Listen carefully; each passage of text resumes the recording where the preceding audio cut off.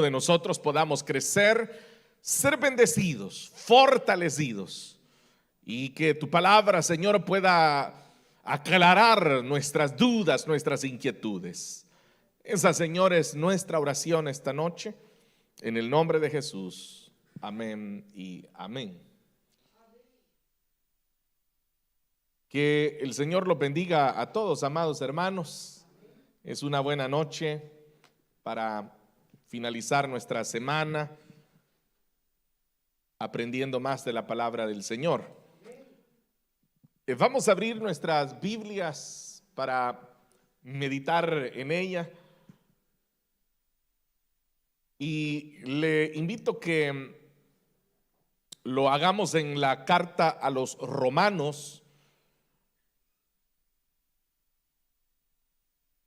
Romanos capítulo número 14.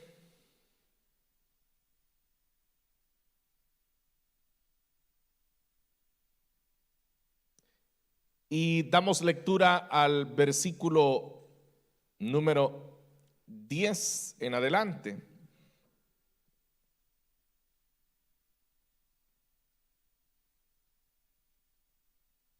Y dice la palabra del Señor, Romanos capítulo 14 y verso 10.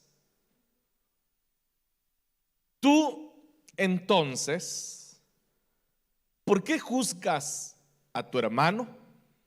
¿O tú, por qué lo menosprecias? Todos tendremos que comparecer ante el tribunal de Dios.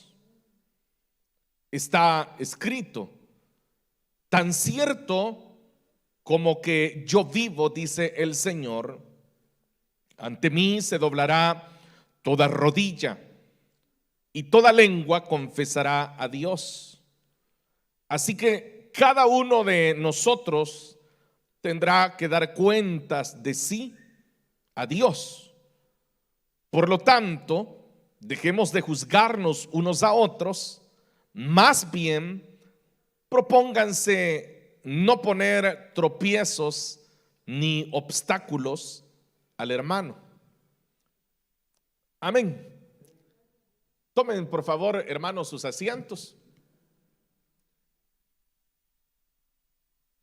Hemos dado lectura a este pasaje inicial, aunque esta noche también lo haremos con otros pasajes de la Biblia que iremos buscando en su momento para que continuemos nuestro aprendizaje.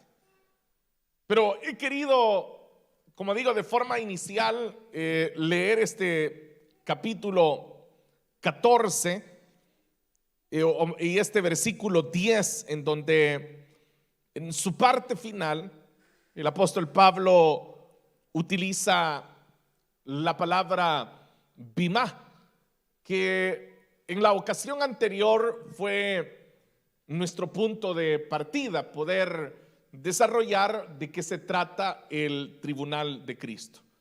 Ese es el tema, por si todavía usted no se había ubicado, pero esta noche nos corresponde el tema doctrinal de el tribunal de Cristo. Recuerde que en cada ocasión que llegamos al tema, siempre procuramos ir quizás no profundizando, sino yo diría variando en los aspectos sobre los cuales hacemos énfasis al momento de desarrollar el estudio. Por eso digo que en la ocasión anterior nos concentramos en hablar qué era el bimá. Y si usted pues se va un poco hacia atrás, porque ya prácticamente un año de eso, mencionábamos que el bimá era como una pequeña colina en donde allí se ubicaban un estrado, y sobre ese estrado se sentaban los jueces de las competencias deportivas, y que lo que ellos hacían era juzgar y a la vez premiar a los ganadores de cada competencia. Señalábamos en esa ocasión que ellos ejercían cierta labor como, bueno, podríamos hoy actualizarlo y decir como una labor de árbitros. Es decir, que ellos veían si el atleta había respetado las normas de aquella competición. Eso era lo que se conocía como el BIMA. Es decir, que los atletas acudían al BIMA. Y en el BIMA era que se reconocía si ellos habían desarrollado una competencia justa, si ellos habían desarrollado una competencia transparente. Yo no sé si ustedes lo saben, pero hoy en día, por ejemplo, existen hasta pruebas toxicológicas que les realizan a los deportistas, porque de repente algunos deportistas consumen ciertas sustancias que son reconocidas como drogas, pero ellos lo hacen para poder tener un mejor desempeño dentro de la disciplina que ellos desarrollan. Entonces, por ejemplo, han existido casos de nadadores, han existido casos de, usted sabe que el deporte requiere de un esfuerzo físico casi sobrehumano, ¿no? Por eso es que usted y yo se podrá dar cuenta, nuestra condición física no es la de un atleta. Para poder competir a un nivel profesional, los atletas, bueno, ellos se ven sometidos a cierta rigurosidad, por ejemplo, con su dieta, cosa que ninguno de nosotros estaríamos dispuestos, ¿verdad?, a sacrificar. Entonces, pero ellos se someten porque tienen sus propios nutricionistas, ellos tienen sus propios entrenadores, pero eso los lleva a ellos a tener un desarrollo y a tener una forma de competir ya, como dije, a niveles profesionales. Pero algunos de ellos se ven tentados todavía a sobreexigirse físicamente, y es ahí, como le digo, donde algunos han incurrido en esta falta antideportiva. Es decir, que ellos están compitiendo fuera del margen que la disciplina deportiva, la que ellos llevan a cabo, les exige. Entonces ha sucedido, incluso han habido casos sonados de hasta futbolistas, por ejemplo, que de forma sorpresiva, porque es así como se realiza, hay un comité que se presenta, y eso tiene un nombre en inglés, es el doping. Entonces ellos se presentan y le piden muestras, por ejemplo, de orina al futbolista, al atleta, y luego lo examinan. Y es ahí donde pueden ellos ver si la persona ha consumido, como le digo, sustancias que le benefician y le dan ventaja sobre otros. Entonces eso es ya una conducta antideportiva, y eso es lo que se juzga. Entonces eso es lo que se hacía, por ejemplo, aquí le estoy poniendo, ¿no?, llevándolo a la raíz de la palabra, porque estrictamente eso era lo que hacía el BIMA. Ahí estaban los jueces sentados, ellos, como le digo, ejercían una función de supervisar que se estaba cumpliendo, y cuando aquel atleta había respetado la normativa y aún así era el vencedor, entonces recibía el galardón, y el lugar donde se daba el galardón era el BIMA. Entonces todos los atletas iban y comparecían, como lo dice acá Romanos, comparecían ante ese tribunal, ante ese BIMA. Por supuesto, ahí, como le digo, se premiaba eso, al que había vencido. Pero no es que se premiaba al que venza, no importa cómo lo haga, sino que se respetaba la forma. Entonces eso, bueno, usted lo podría ver en diferentes deportes, como le digo, ¿no? Existen deportes hasta de los más, bueno, hasta de los que a uno ni le gusta ver, ¿verdad? Porque existe, por ejemplo, el boxeo, donde hay normas también, donde las personas se pueden estar demoliendo a golpes, pero deben de tener guantes, no pueden golpear de la cintura para abajo. O sea, hay normas y hay jueces que están ahí viendo, regulando que eso se respete. Entonces, en el caso del creyente, el creyente es llamado también a desarrollar una carrera. El creyente es llamado por Dios a vencer. Por eso es que constantemente en el libro de Apocalipsis se utiliza esa frase: al que venciere, y al que venciere, y al que fuere vencedor, porque el llamado que se le hace al creyente es el de vencer. Por eso es que esta misma carta de los Romanos dice que nosotros somos más que vencedores, dice la Escritura.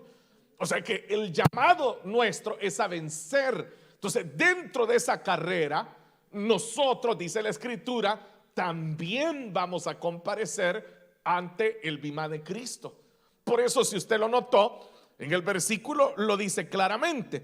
Posteriormente veremos la estructura y el pensamiento que se está dando. Pero quiero que, en primer lugar, usted se concentre en la parte final cuando dice: ¿por qué juzgas a tu hermano? O tú, ¿por qué lo menosprecias? Pero inmediatamente, entre signos de exclamación, se nos dice: todos tendremos que comparecer ante el tribunal de Dios. Entonces, como esto está expresado de esa manera, es una alerta, es como una advertencia que se nos está haciendo. Como digo, ya veremos más adelante el hecho de que se juzga, el hecho de que se está haciendo un juicio sobre el hermano. Ya veremos esa estructura. Pero en primer lugar, y como punto de partida, quiero que entienda eso: ¿cuál es la naturaleza del bimá? Entonces, ya la semana anterior vimos que la iglesia ha partido de la tierra. Hemos visto que se ha llevado a cabo el traslado de la iglesia. Entonces, la iglesia del Señor es llevada al cielo y los muertos en Cristo han resucitado también. El Señor no ha puesto sus pies sobre la tierra, sino que el Señor en el aire se ha reunido con sus redimidos. Y entonces ahora se da apertura a lo que se conoce como el tribunal de Cristo. Ahora, por supuesto, a nosotros la palabra tribunal inmediatamente nos suena a juicio. A nosotros un tribunal nos suena a que se va a condenar a alguien, que se va a hacer justicia sobre algo que ha ocurrido. Pero es aquí donde quiero aclarar y recordar, porque ya lo he dicho anteriormente, que los creyentes no son juzgados para salvación. Ningún creyente será llamado en el tribunal de Cristo para ser juzgado, para que recaiga sobre su vida algún tipo de condenación. Y ya lo vamos a ir revisando, porque es importante en primer lugar que nosotros entendamos que el creyente, y daré algunas citas también de esto, no hay ninguna condenación, dice la Escritura, para el creyente. No existe condenación para aquel que está en Cristo Jesús. No puede venir, dice, a juicio, dice la palabra. Entonces, no se trata de que el tribunal de Cristo sea para condenación o para que un creyente sea castigado, sino que cuando hablamos de un tribunal, es un tribunal de prueba y de premiación. Y esas son las dos características que definen el tribunal de Cristo: que se va a hacer la prueba de la obra del creyente y se hará una premiación de la obra del creyente. Entonces, eso es lo que se persigue básicamente en lo que nosotros conocemos como el tribunal, o ya dije, el bimá de Cristo. Entonces, es recompensa. Aquí por eso le digo que debemos de cambiar la mentalidad, porque de lo que se está hablando es de recompensa, no de condenación. Y esto lo digo porque es bastante curioso, ¿no? Porque hay, por lo menos hay como 5 versículos en la Biblia, los cuales son utilizados para amparar la posición de los hermanos que dicen: no, es que el Señor va a juzgar y ahí verá si realmente nosotros somos o no somos, o somos dignos de ser salvos. Y como le digo, habrán unos 5 versículos en la Biblia que son, bueno, entre ellos está el famoso Apocalipsis 3, no borraré su nombre del libro de la vida. Entonces hay como 5 versículos que son utilizados para tratar de amparar esa situación.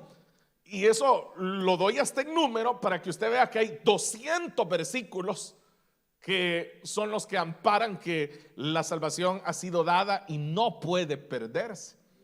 Entonces, se lo digo para que no tengamos la más mínima duda con respecto a de qué se trata este juicio. Luego, debemos de entender que el tribunal de Cristo es para que nosotros como creyentes entendamos lo que dice Hebreos, o más bien Corintios, que dice que nuestro trabajo no es en vano, dice la Escritura. Entonces nosotros debemos de entender eso. Mateo capítulo número 10 y versículo número 42, y voy a darle lectura.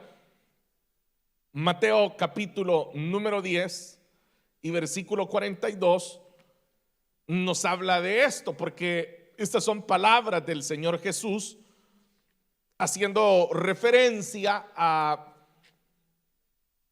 las recompensas. Dice en el versículo número 42 de este capítulo 10,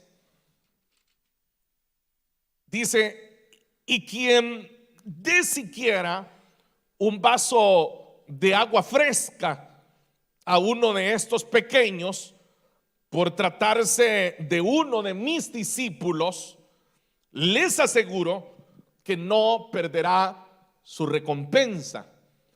Entonces, note que el Señor está diciendo claramente que aquel que lleve a cabo una buena obra, porque ahí eso es lo que está enmarcando, una buena obra, dice, y Él está dando un concepto, y quiero que entienda esto, por favor, porque como yo acabo de decir, que en el Bimá lo que se va a reconocer, se va a probar y se va a premiar es la obra del creyente.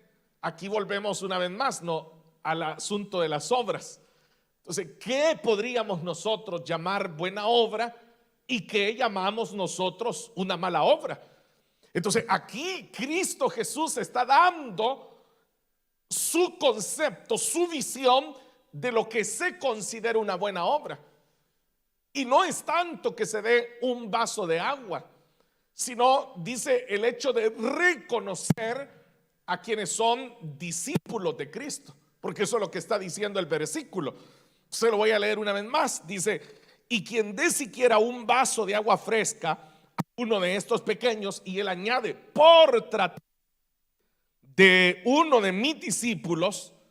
Entonces, oiga, ahí es lo que está haciendo la referencia, es a quién se estaba favoreciendo.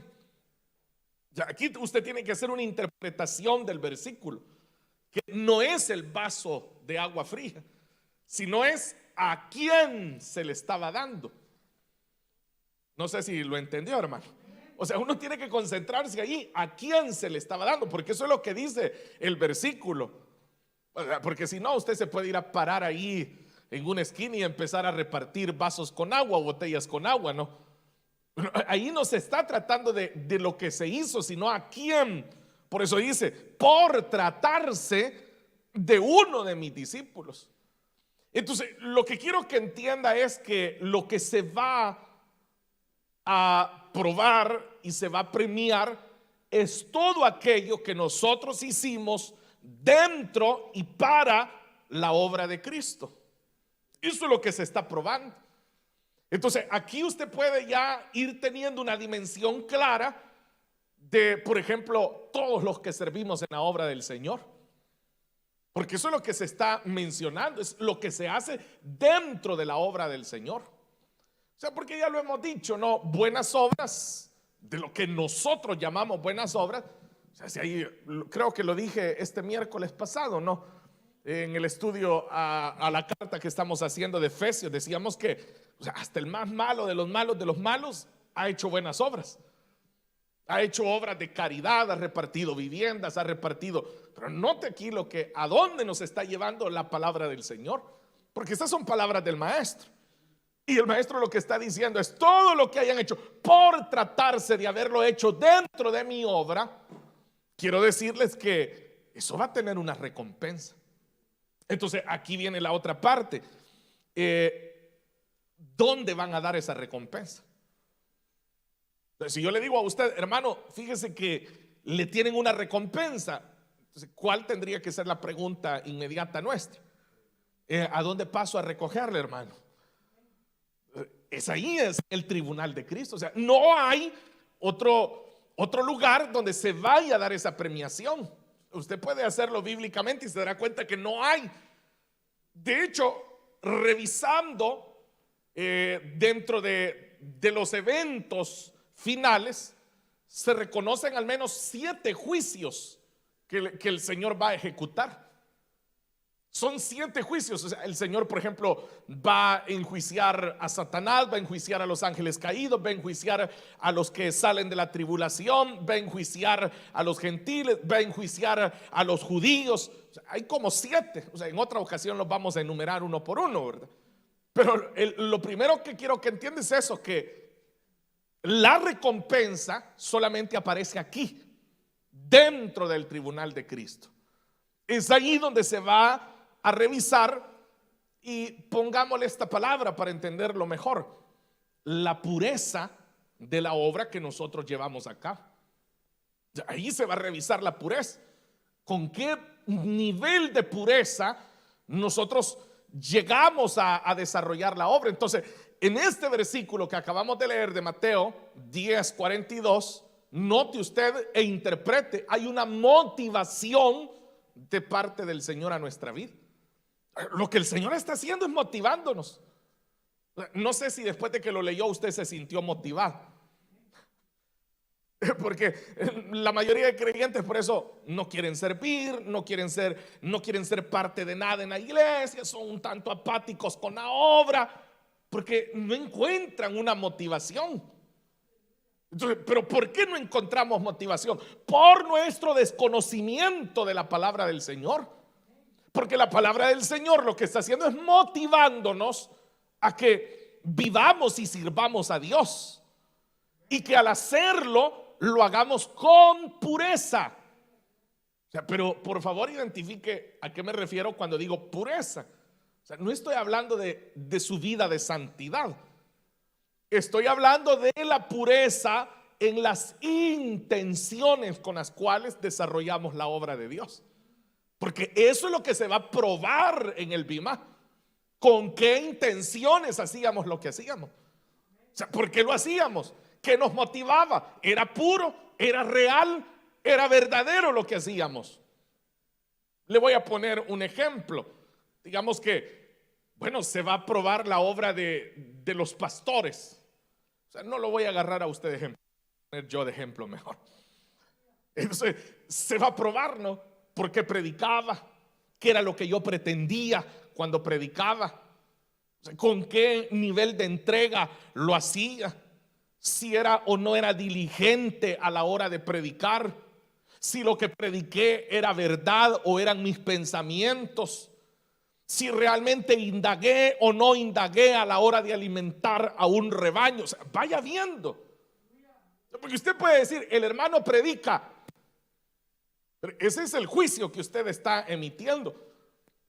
Pero el problema es que los que hemos predicado la palabra del Señor vamos a estar ante el bimá del Señor, y el Señor va a probar lo genuino que fue el ministerio que uno dijo tener. O sea, porque hoy en día todo el mundo dice tener ministerio, y ya no basta que a uno le digan pastor. Ya todo el mundo quiere que le digan apóstol, profeta, que le digan pastor de pastores. O sea, ahora es así, pero delante del Señor, el Señor lo que va a revisar es eso. El Señor va a ver a aquellos que predicaron por vanagloria, los que predicaron por dinero, los que predicaron por fama, los que predicaron por reconocimientos, los que predicaron por tener autoridad. O sea, todo eso lo va a revisar el Señor. Entonces, por eso cuando estábamos leyendo Romanos 14, ahí hay un consejo bien serio. Porque la invitación es a no juzgar. ¿Por qué? Porque nuestro juicio puede ser un juicio equivocado. O sea, nosotros fácilmente podríamos equivocar. O sea, podríamos decantarnos en nuestro juicio y decir, lo está haciendo bien, aunque realmente sea una persona que tiene intereses ocultos en su corazón. Pero como para nosotros como seres humanos sería imposible verle el corazón, podríamos estarnos equivocando. Pero el Señor no se va a equivocar. O podría ser el otro caso, que nosotros digamos, lo está haciendo perversamente, tiene malas intenciones, y el Señor esté viendo todo lo contrario. Entonces, ¿cómo saberlo? Por eso lo decía el capítulo 10, no juzgues. No juzgues. Entonces, esa debería ser una regla para nosotros como iglesia de Cristo, no juzgar. No juzgar lo que el otro está haciendo, porque ¿cómo nosotros podemos saber, pues? Vea, allí en ese caso, usted le está encontrando sentido por qué va a existir el tribunal de Cristo. Como lo dije, si no me equivoco, y si alguna vez me equivoco, ahí me perdonan, porque es probable que a mí se me olviden algunas cosas. De hecho, es común que se me olviden varias cosas. Pero creo que fue el año pasado que les dije a ustedes eso, que el tribunal de Cristo no era para avergonzar a nadie. Que no es que el Señor dice, hoy le vamos a sacar sus trapitos al sol a todos ustedes. O sea, no, el Señor no es un Dios así que busca avergonzar, humillar a sus propios hijos. Él no es un padre así. No, es que aquí lo que estamos encontrando es eso, la motivación que Cristo nos entrega a que lo que hagamos lo hagamos bien, lo hagamos de corazón, lo hagamos de forma genuina y a que evitemos adelantarnos nosotros en juicio, porque ya llegará el momento en donde Él va a ejercer el juicio, en donde en el tribunal de Cristo será Él quien, como dice Pablo, y ya lo vamos a leer en la carta a los Corintios, en la primera carta a los Corintios, Él es el que va a probar la obra de cada quien. Y por eso es que menciona 6 elementos, 3 que son flamables, no flamables, y hay 3 que son inflamables. Él lo va a probar. Entonces el Señor va a exponer, pero Él lo está haciendo desde la perspectiva divina, algo que como usted y yo no lo tenemos. Entonces debemos de ser sabios y evitar ejercer ese juicio. Bien, ahora esto del tribunal es una verdad teológica. Este es el segundo elemento que vamos a agregar esta noche. Es una verdad teológica porque no es algo que un pastor se lo inventó. No es una suposición que hacemos como iglesia. Y esto es algo que ustedes como estudiantes de la Biblia tienen que aprender a identificar. Cuando hay posturas que pueden ser, oiga bien, posturas congregacionales, que es aquella que por ejemplo nosotros decimos, bueno, nosotros como iglesia Elín Milano tenemos por costumbre hacer nuestros cultos los miércoles y los viernes. O sea, esa es una postura congregacional. No significa que si el culto otra iglesia lo hace martes y jueves, entonces no, lo está haciendo mal porque tiene que ser miércoles y viernes. O sea, esa es una postura congregacional. Pero hay verdades que son verdades teológicas porque están totalmente amparadas y desarrolladas dentro de la Escritura. Porque una cosa es encontrar un versículo para amparar algo y otra totalmente diferente es encontrar ya toda una doctrina desarrollada a través de la misma Escritura. Entonces, por eso le digo que aquí el tribunal de Cristo no es algo que, digamos, para ir más lejos, ¿verdad? Que de repente, digamos que John Wesley tuvo la idea y dijo, yo creo que Cristo va a premiar a los que trabajen bien para Él. Y entonces desde allá, desde por 1800 y algo, lo hemos traído y lo hemos venido creyendo y repitiendo. O sea, no es así. No es que, por ejemplo, Bunyan, por ejemplo, lo dijo, o Calvino, para ir más atrás todavía. Usted sabe que Calvino era un erudito, era un teólogo, un filósofo, un hombre increíble, desarrolló tesis, pero no es que Calvino dijo, he desarrollado la tesis acerca del tribunal de Cristo. O sea, no es así. sino que, como le digo, estamos ante una verdad teológica porque está dentro de la Escritura. Ahora te invito a que vayamos a Primera de Corintios, capítulo número 3.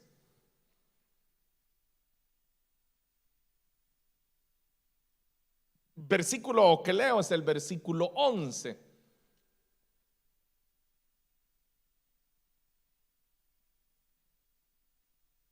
Dice: porque nadie puede poner un fundamento diferente del que ya está puesto, que es Jesucristo. Si alguien construye sobre este fundamento, ya sea con oro, plata y piedras preciosas, tal cual es, pues,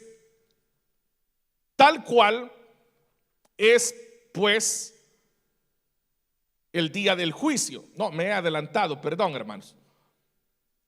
Si alguien construye sobre este fundamento, ya sea con oro, plata y piedras preciosas, y ahora dice, o con madera, heno y paja, que son los tres elementos inflamables, su obra se mostrará tal cual es, pues el día del juicio la dejará al descubierto.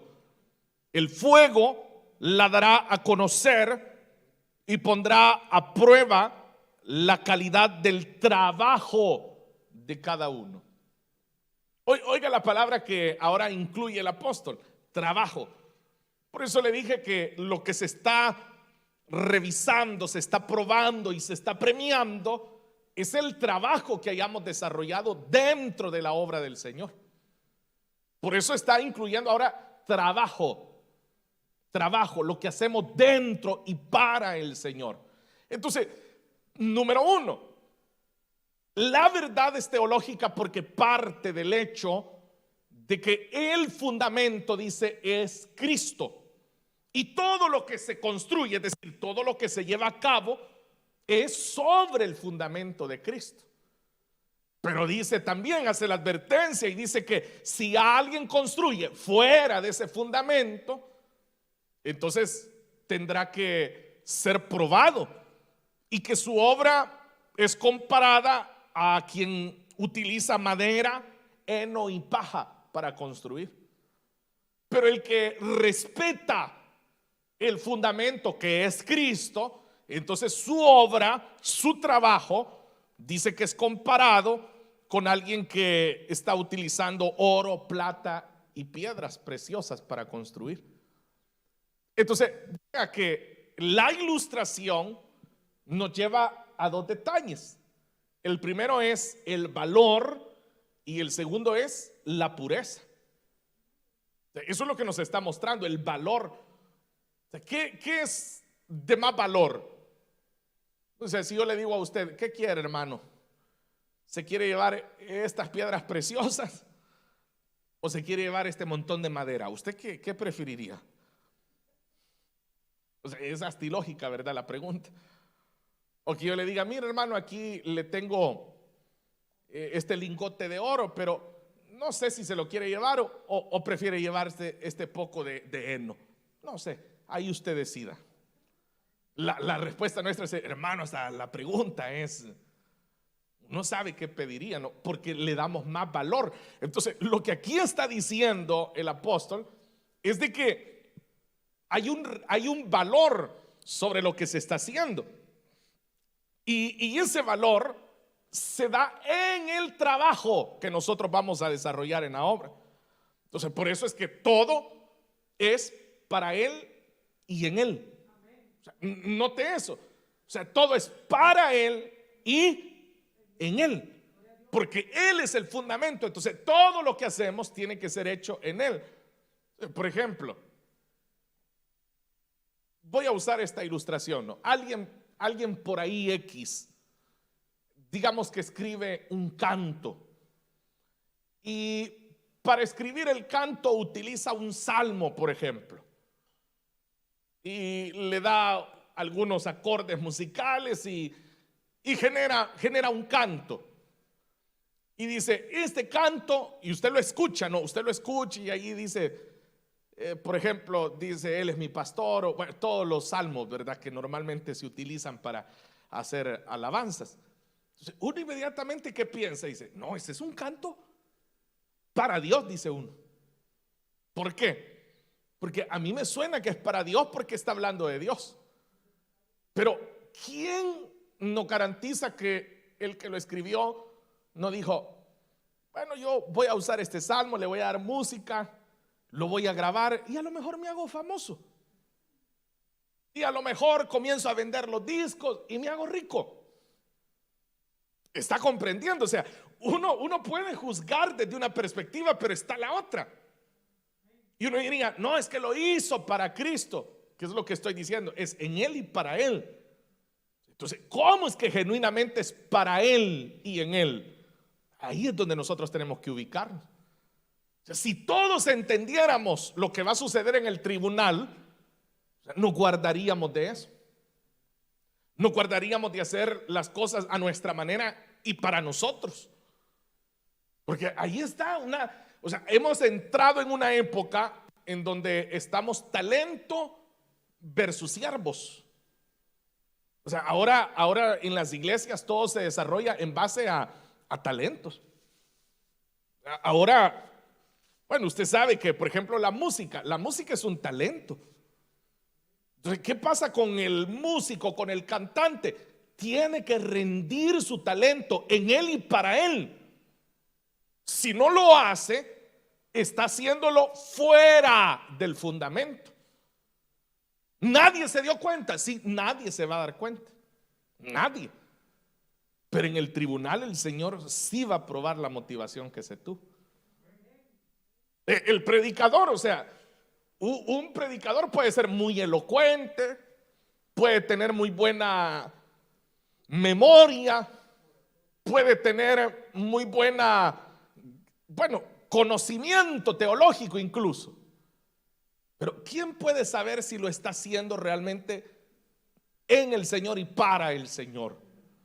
Difícilmente, pero el Señor sí lo sabrá. El Señor sí, cuando estemos delante de Él, el Señor sabrá quién amó y quién no amó a su rebaño realmente. Él lo va a saber. Y ahí lo está diciendo el texto que acabamos de leer. Dice en el versículo 15, pero si su obra es consumida por las llamas, él sufrirá pérdida. Ahora, vea inmediatamente lo que sigue. Será salvo, pero como quien pasa por el fuego. Por eso le dije al inicio que no está hablando de los juicios de condenación, sino que está hablando de esa prueba que se está generando a la obra que se ha llevado a cabo.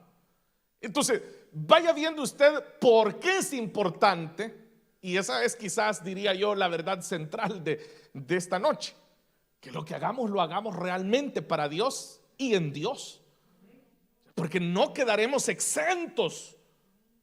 Nadie va a quedar riéndose.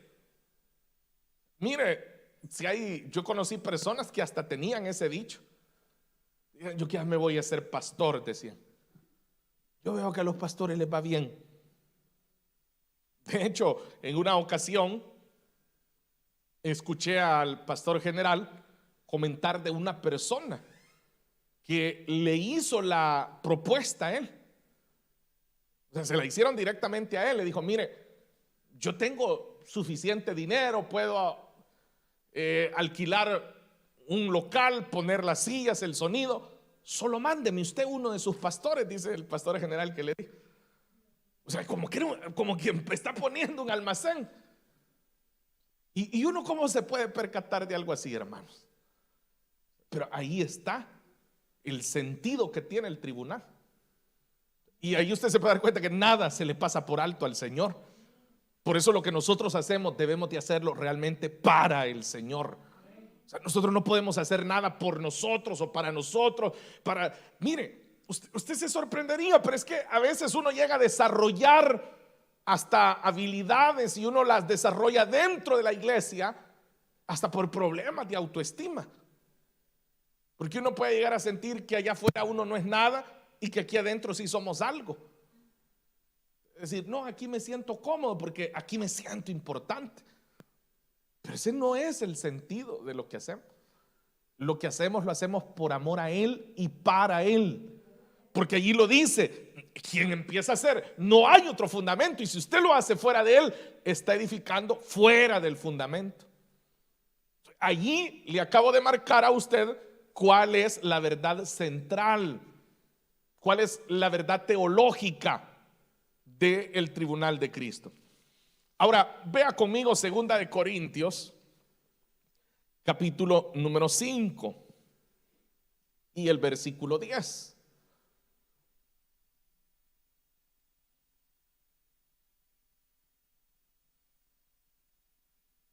Claramente este versículo nos vuelve a hablar de el bimá, y ahí aparece una vez más la palabra griega, bimá.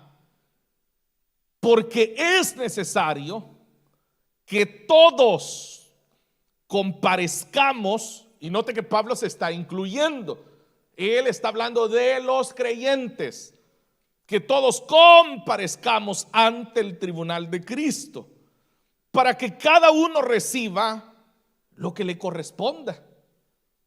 Y note cómo aparece lo que le corresponda. Lo que haya sembrado, lo que haya hecho, según lo bueno o lo malo que haya hecho, mientras vivió en el cuerpo. Por eso lo va a hacer Él, porque ¿quién más puede saber qué era bueno y qué era malo? Solo Él. Por eso lo va a hacer Él. Entonces ahí va a estar el Señor, ahí va a estar Él en el estrado.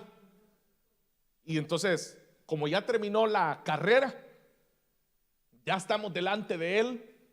Por eso era que dice la Escritura, he peleado la batalla. Hay una satisfacción. Los escritores están reproduciendo las palabras de Pablo y dicen que Pablo llegó a ese grado de decir, yo he peleado la batalla. O sea, él estaba consciente de que lo había hecho de forma genuina, que no había algo de lo que él se iba a avergonzar cuando se presentara ante el Señor, a este momento, al tribunal. Entonces, aquí viene un detalle, hermanos, y lo voy a decir rápidamente. Es por eso es importante terminar bien la carrera. Por eso. Yo no sé si usted ha escuchado una frase que el mundo dice constantemente. El mundo dice, no importa, dice, cómo hayas empezado, lo importante es cómo terminas. Eso lo dicen constantemente, y lo dicen personas que no tienen a Cristo en el corazón. Y nada está más cerca de lo que nosotros hoy estamos viendo acá. ¿Cómo vamos a terminar nosotros la carrera? ¿Por qué cree que muchos creyentes comienzan bien y terminan mal? Porque no tienen en el corazón presente esta verdad. Entonces, ¿qué sucede? Muchas personas comienzan de forma genuina, pero en el camino comienzan a perder de vista el fundamento, que es lo que Pablo está diciendo. Lo van perdiendo poco a poco, y llega un momento en donde se han alejado tanto de lo genuino, de lo puro, que ya ellos desarrollan funciones religiosas, pero ya lo hacen de una manera humana. Es como, usted puede verlo, si es que todo lo memorizamos. Todo lo memorizamos. A mí no se me olvida una vez, ahora que digo eso, que yo andaba con mi familia y fuimos a comer pupusas como todos buenos salvadoreños, ¿no? Y fuera de San Salvador hay un lugar muy famoso que se llama los famosos planes de renderos. Y entonces una vez estábamos ahí con la familia, agarramos, ya se imagina usted la mesa que nos tocaba porque somos varios. Y entonces de repente andaban de esos señores así con las guitarras y llegan y dicen, le cantamos una. Son los como mariachi, ¿verdad? Y anda con un acordeón, le tocamos una y van mesa por mesa, ¿no? Y hay gente que sí dice, sí, toque tal canción y la cantan. Y de repente llegaron ahí cerca de nuestra mesa, y entonces en eso nosotros vamos a orar. Padre, gracias por estos alimentos. Le cantamos, dice, y empezaron a cantar una de Alex Campos. O sea, el repertorio de ellos incluía todo. O sea, ¿por qué? Porque saben en qué nota iba. No sé si era me robaste el corazón. O sea, ellos tienen la nota, memorizan una letra. O sea, vea, es así. Muchos adentro de las iglesias podemos terminar haciendo eso. O sea, memorizando cómo van las cosas en iglesia y repetirlas. El problema es que hay un bimá. Y ahí vamos a estar ante el Señor. ¿No cree usted que eso debería de preocuparnos a nosotros? Y que lo que hagamos, lo hagamos realmente en Él y para Él. Con un sentimiento genuino. Bueno, y esta noche estoy parado aquí ante ustedes, ¿verdad? Y yo me pregunto, o sea, tengo que estar seguro de que a mí el Señor no me vaya a reprochar y me vaya a decir: tú no te preparabas para alimentar a mi rebaño. Y como hay predicadores que se confían, porque la gente es así, ¿va? La gente llega a las iglesias: amén, digan amén, amén. ¿Quién vive? Cristo. Y a su nombre. Y después, y el pueblo, el Señor dice. Y los hermanos se van, no saben qué les dijeron, qué no les dijeron, sí. Pero el Señor sí lo está viendo. Y el Señor va a juzgar la obra de los predicadores que hayan sido indolentes. Eso debería a uno de preocuparlo. Por eso uno debe parecer niño haciendo la tarea, ¿verdad? Pendiente, sabiendo que el Señor está ahí, porque ustedes no son cualquier cosa. Cada uno de ustedes no tiene un valor, o sea, es invaluable la vida y el alma de cada uno de ustedes. ¿Saben por qué, verdad? Sí, porque ustedes tienen la sangre del Cordero. Eso no tiene precio. Entonces no son cualquier cosa. Bueno, vamos a ir finalizando porque ya el tiempo se nos está escapando. ¿Cuándo se lleva a cabo?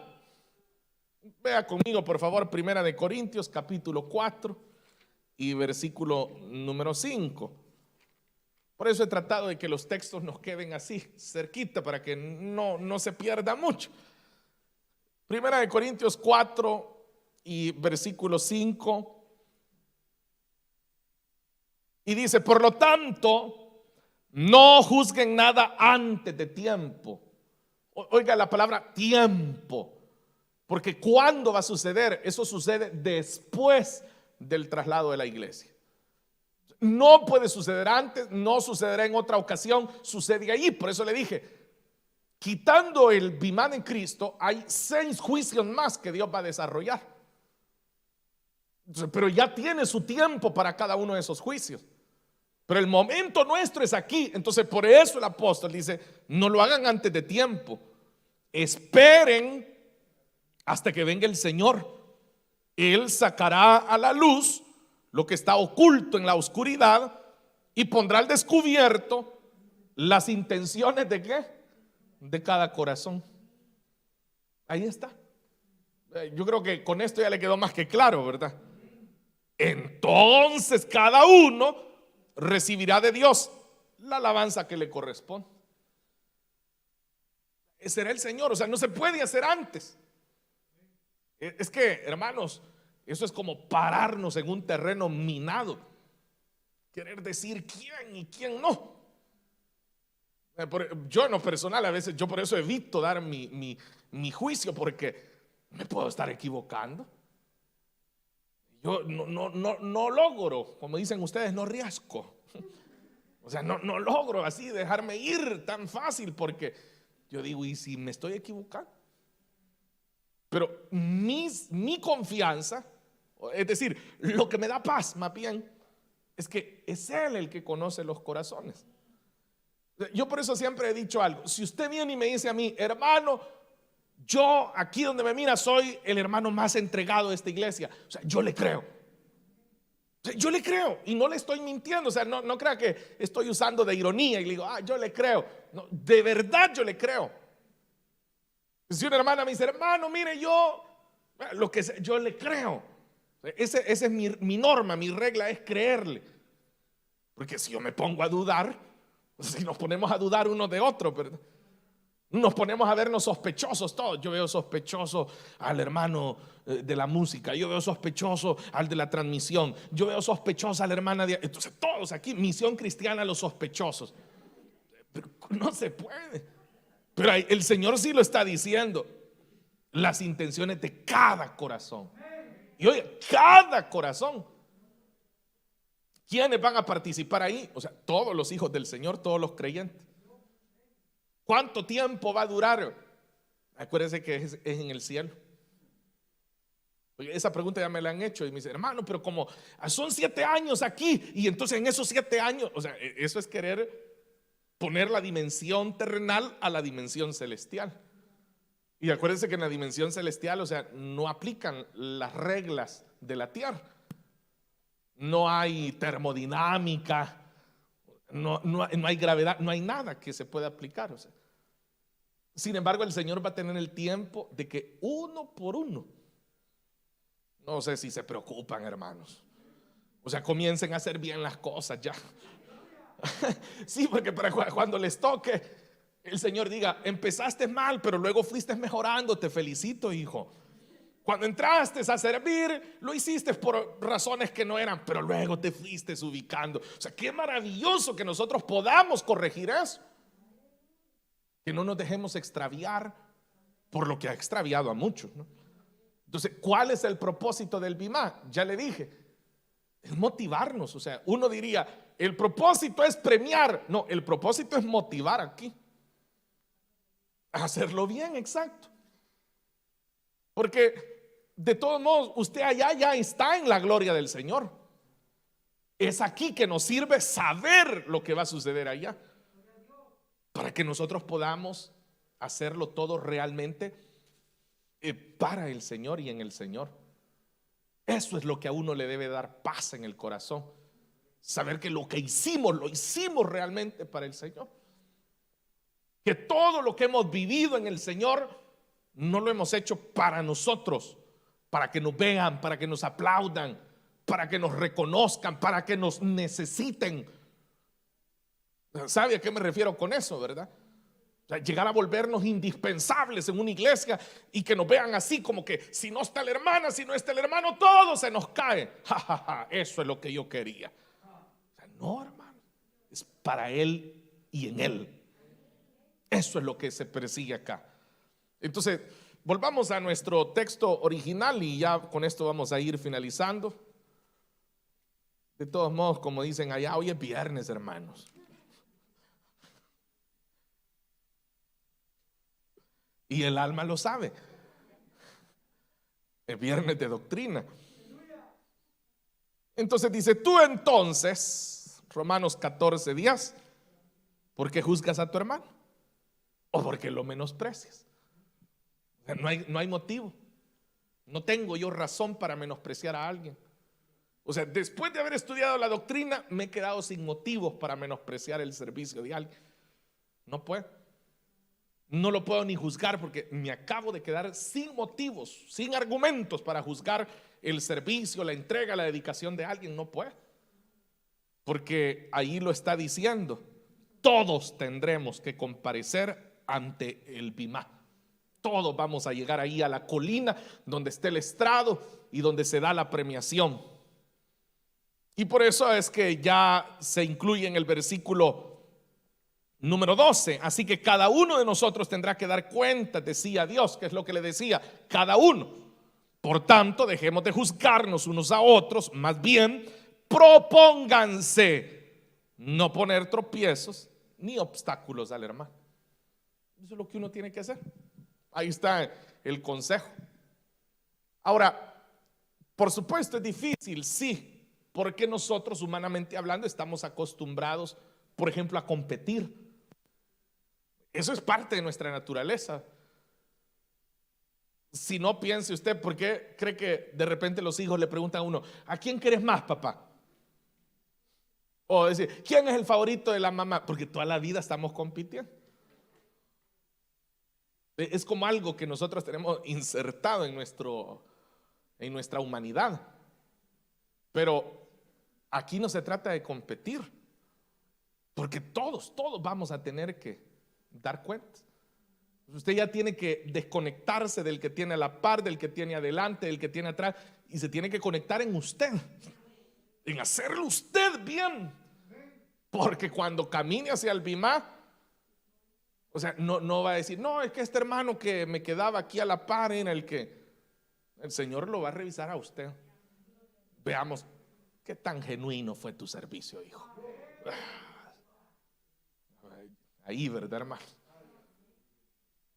Y diferente va a ser hoy. Entra, buen siervo y fiel al gozo de tu Señor. Aleluya.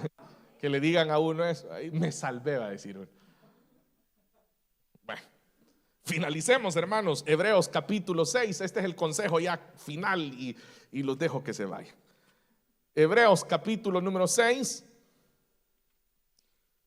Hay 2 versículos que vamos a leer.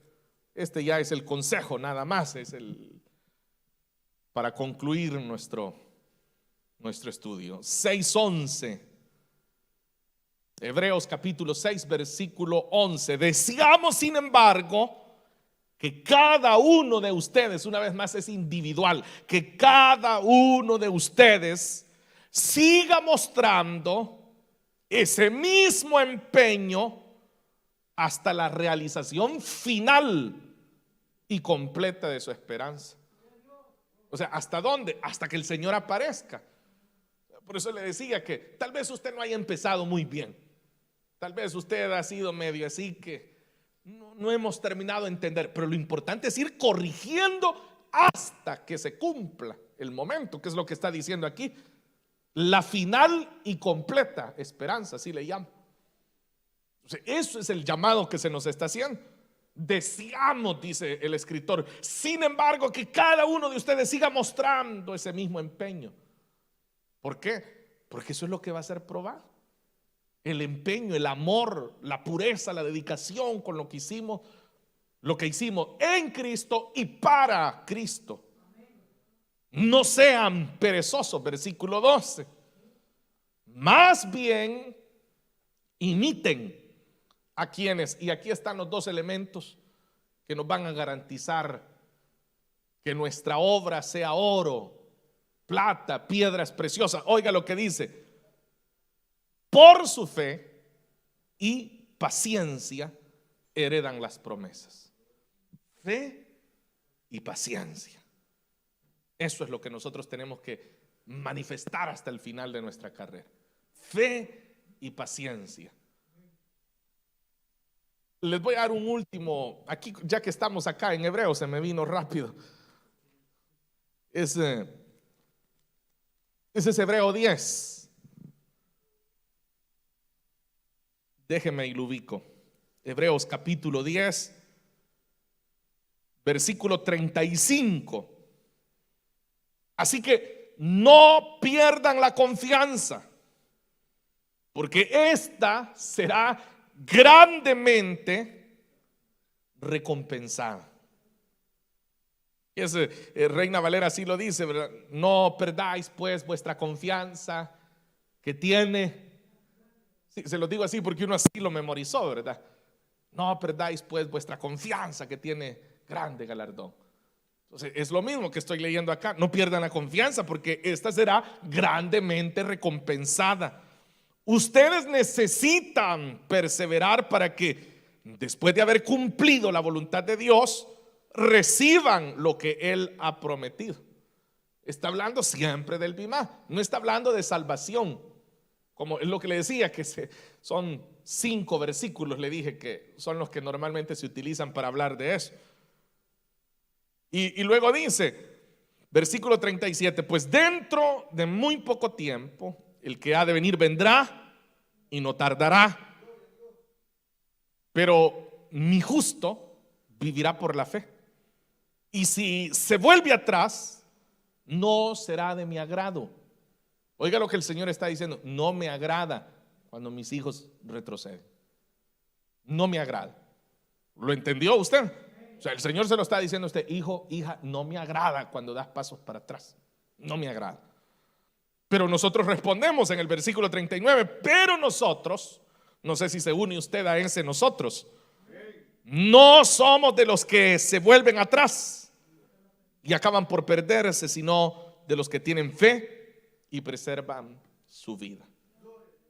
Nuestra vida de servicio, nuestra vida de dedicación al Señor. Entonces, notó, es imitadores. Hay muchos que han terminado bien su carrera. Hay muchos que han llegado al final. De esos hay que aprender. No que a veces andamos aprendiendo del que termina mal, ¿verdad? Dice, con que lo hizo fulano, con que lo hace mengano. Uno anda viendo, ¿verdad? Dónde justifica y dónde uno puede argumentar a ser uno también. No, no funciona así. Hay que ser imitadores de los que lo han logrado, con fe y paciencia. Fe para creer que el Señor está ahí con ellos. Paciencia para llegar hasta el final.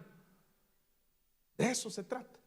Y ese es el propósito del tribunal de Cristo. Amén, hermanos. Llegaremos esta noche hasta ahí, confiados en el Señor, que la palabra nos bendice. Oremos, hermanos, cerremos nuestros ojos y demos gracias al Señor.